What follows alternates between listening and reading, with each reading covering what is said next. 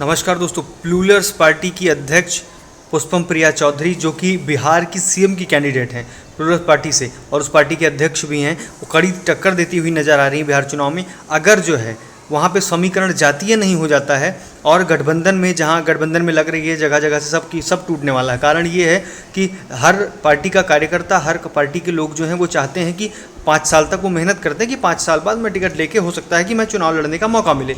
लेकिन पार्टियों का गठबंधन हो जाता है और उनको चुनाव लड़ने से वो वंचित रह जाते हैं। उनकी सीट पर किसी दूसरे पार्टी को समर्थन होने की वजह से उनको समर्थन में जाके प्रचार करना पड़ता है और दूसरा कोई वहाँ पे चुनाव लड़ता है, प्रत्याशी दूसरी पार्टी का, गठबंधन के बाद। तो ऐसे में सभी लोग चाहते हैं कि अगर गठबंधन में तोड़ फोड़ मचती है तो सारे वोट बटेंगे।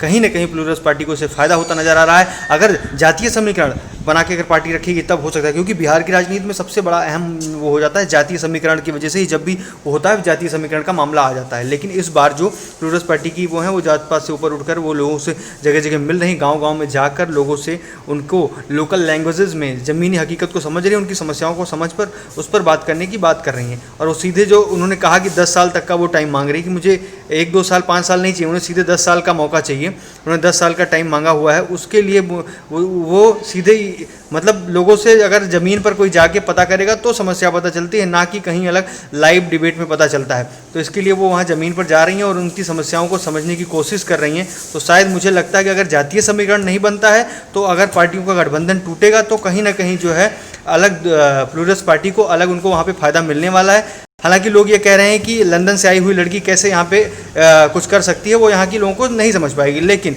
कहीं ना कहीं उनका बिहार से ताल्लुक़ है, तो वो हो सकता है कि इंडियन जो पॉलिटिक्स है या राजनीति है उसको समझ सकती हैं और उस पर कहीं ना कहीं जो है गहरी पकड़ भी रखती हैं, क्योंकि उन्होंने नीतीश के साथ उन्होंने काम भी किया है, बिहार के मुख्यमंत्री के साथ, और इंडियन गवर्नमेंट के साथ भी उन्होंने कुछ काम किया हुआ है पहले। और उन्होंने लंदन इकोनॉमिक्स ऑफ स्कूल से उन्होंने पढ़ाई की हुई है। आगे चलना देखना ये है कि क्या जातीय समीकरण बनता है या फिर जो है जात पात से ऊपर उठकर जो है बिहार वाले वोटिंग करेंगे, या फिर उसमें जो है जो पार्टियों का ये चल रहा है कि अभी गठबंधन टूटेगा, उस पर बात करेंगे। तो गठबंधन अगर टूटता है तो इनको फ़ायदा मिल सकता है।